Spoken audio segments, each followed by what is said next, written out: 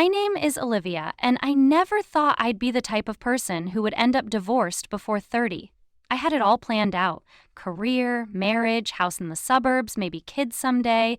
The American dream, right?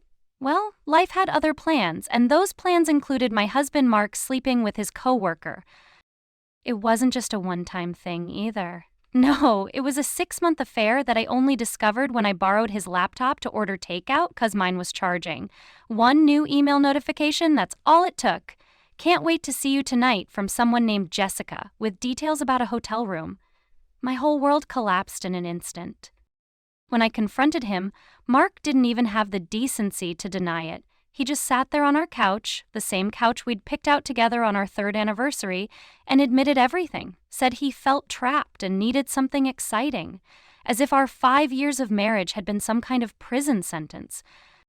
I still love you, he said, but his eyes couldn't meet mine. I don't know what happened.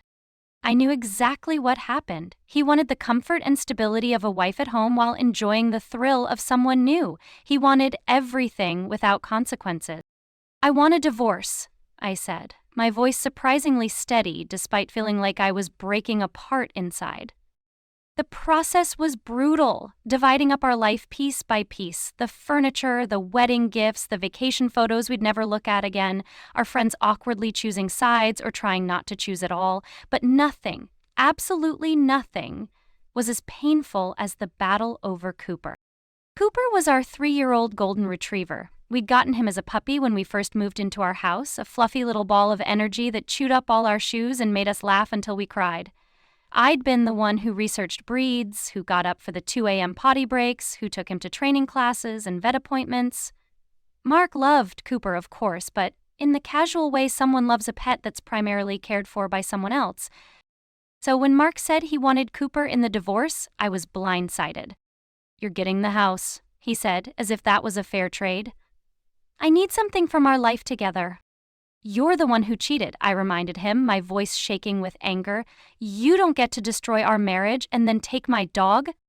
His face hardened. "He's my dog too, Olivia, and I deserve something to love after all this." Something to love. As if Cooper was a consolation prize for ruining our marriage, as if he deserved comfort after what he'd done. "You should have thought about that before you slept with Jessica," I shot back. The argument went in circles for weeks. My lawyer advised me that in our state, pets were considered property, and if we'd purchase Cooper together, it would be difficult to prove he was exclusively mine.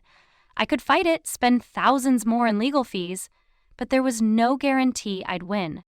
Meanwhile, Mark was making my life hell. Daily calls, texts to mutual friends about how unreasonable I was being, even showing up at my workplace once to talk things through. I was exhausted, emotionally drained, and running out of money to pay my attorney. Then one night, as I sat on the floor with Cooper's head in my lap, scratching behind his ears just the way he liked, I had a realization. This fight was hurting me more than it was hurting Mark. Every interaction with him reopened wounds that were trying desperately to heal. Was it worth it? I looked at Cooper's trusting brown eyes and made the hardest decision of my life. The next day, I called Mark. "You can have Cooper," I said, my voice hollow. "Really?" He sounded surprised, which only made me more certain I was making the right call. He hadn't expected me to give in, which meant this was partly about winning, not just about loving our dog. "Yes, but I have conditions." "What conditions?" Suspicion crept into his voice. "First, I get to visit him when I want to. Second, you promise to take good care of him. Regular walks, the expensive food he likes, the works." "Of course I will," Mark said, sounding offended that I'd even suggest otherwise. "I love that dog." "Great," I replied. "Then we have a deal." 2 days later, I watched as Mark loaded Cooper's bed, toys, and food into his car. Cooper looked confused, glancing between us like he couldn't understand why his pack was splitting up. I knelt down and hugged him tightly, breathing in his familiar dog smell one last time. "Be a good boy," I whispered, my voice breaking. "I'll see you soon." As they drove away, Cooper's face in the back window, I felt something break inside me, but also, strangely, a sense of relief. One less battle to fight. One less reason to interact with the man who had betrayed me. Life settled into a new normal. I threw myself into work, started therapy, reconnected with friends I'd neglected during my marriage. The divorce was finalized, and I began the slow process of rebuilding my life. I visited Cooper every couple of weeks, always arranging it when Mark was at work so I wouldn't have to see him. Then, about 3 months after our separation, I got a text from Mark that made my blood boil. "Cooper needs to go to the vet. He's limping and won't put weight on his back leg. Can you split the cost? These bills are insane." I stared at my phone in disbelief. This was the man who had insisted he deserved Cooper, who had fought me every step of the way, and now he wanted me to pay for vet bills? I typed and deleted several angry responses before simply replying, "Take him to the vet. He's your responsibility now." Mark didn't respond, which was fine by me. When I visited Cooper the following week, he seemed better, bouncing around as usual. Mark had left a copy of the vet bill on the counter, $375 for an examination, x-rays, and medication for a minor sprain. I ignored it. 2 weeks later, another text. "Cooper has an ear infection. Vet says it's going to be at least $200 for the visit and medication." I didn't respond at all this time. The next month, annual vaccinations due, $180. And the month after that, had to take Cooper to the emergency vet last night. He ate something on our walk and was throwing up, $650. Each time I said nothing. Each time the messages got more frustrated, more entitled. It seemed Mark had never considered the ongoing costs of pet ownership when he'd insisted on taking Cooper. He'd wanted the love and companionship without thinking about the responsibility. During one of my visits, while Cooper and I were playing fetch in the backyard of the house Mark now shared with Jessica, yes, he'd moved her in almost immediately after our divorce, I noticed a stack of vet bills on his desk through the window. Next to them was a spreadsheet, clearly tracking expenses that he thought I should be partially responsible for. That's when I had my idea. I went home and dug through my files until I found it. A folder labeled Cooper that contained every vet bill, every receipt for dog food, toys, training classes, and medications from the day we'd brought him home. Years of expenses that I had primarily covered because Mark always had some reason why he couldn't chip in for extra things, like the high-quality food our vet recommended or the doggy daycare Cooper went to twice a week so he wouldn't be alone all day. I made copies of everything, organized chronologically, then I wrote up a simple spreadsheet showing how much I had paid versus how much Mark had contributed over the years. The difference was staggering. Then I took the most recent vet bill that Mark had left out for me to see, $125 for a routine checkup, and placed it in an envelope along with my spreadsheet and a small yellow sticky note that read, "Love isn't free, remember?" I mailed it to his house and waited. 3 days later, my phone exploded with texts. "What the hell is this supposed to mean? You're being petty. I can't believe you're still so bitter." I didn't respond to any of them. Instead, I waited until the next vet bill came up, a $200 charge for dental cleaning. I put it in an envelope with another sticky note. "Responsibility comes with ownership." This continued for months. Every time Mark mentioned a vet bill or left one out for me to see during my visits with Cooper, I'd mail it back to him with a new sticky note. Actions have consequences. You made your choice. Commitment means showing up every day. He was furious, of course. Called me childish, vindictive, cruel, said I was using Cooper to punish him for the affair, but I didn't see it that way. I was simply making a point that he couldn't have it both ways. He couldn't demand to take Cooper and then expect me to keep financially supporting him. After about 6 months of this, something unexpected happened. The angry texts stopped. Instead, one day after I'd mailed back a bill for Cooper's flea and tick medication, I got a different kind of message. "You're right, I didn't think about the responsibility when I took Cooper. I just wanted to hurt you like I felt hurt. I'm sorry." I read the text several times, not quite believing it. Mark had never been good at admitting when he was wrong. In our entire marriage, I could count on one hand the number of genuine apologies I'd received from him. "Thank you for saying that," I replied after careful consideration. "I was thinking," he continued, "Cooper misses you. He gets excited every time you visit. Would you consider joint custody? We could split the time and the expenses." I sat with that idea for a while. My initial instinct was to say no. Why should I make things easier for Mark after everything he'd done?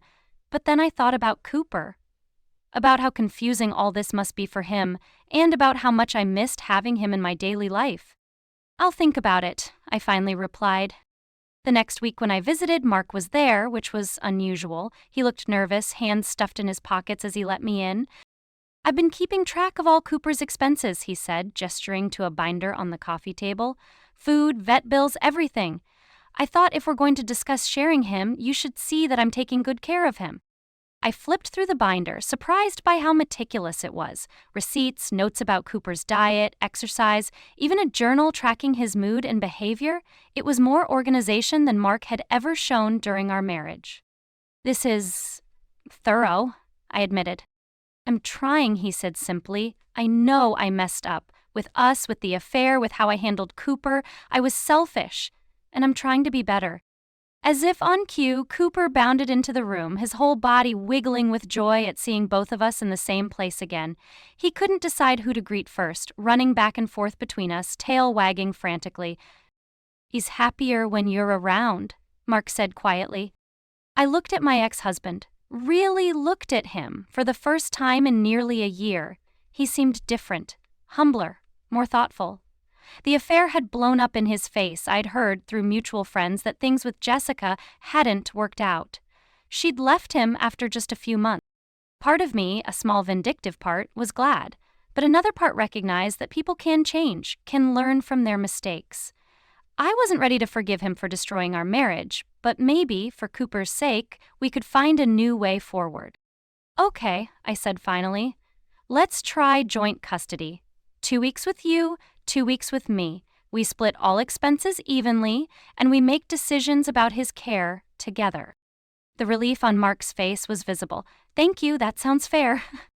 "But I need you to understand something," I continued, my voice firm. "This is about Cooper, not about us.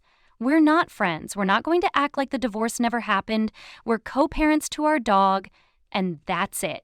He nodded, accepting the boundaries I was setting. "I understand." That was 6 months ago. Our arrangement isn't perfect. There are still tense moments and disagreements about Cooper's care, but it's working better than I expected. Cooper seems happier with the consistency of seeing us both regularly, and I have to admit, it's a relief not to worry about him constantly. As for Mark, he's kept his word about the expenses, even setting up a joint account specifically for Cooper's needs. He consults me before making any decisions about veterinary care, and he respects my space when we do the handoffs. Last week, Cooper had to have surgery to remove a growth on his leg. It was benign, thankfully, but expensive, almost $2,000.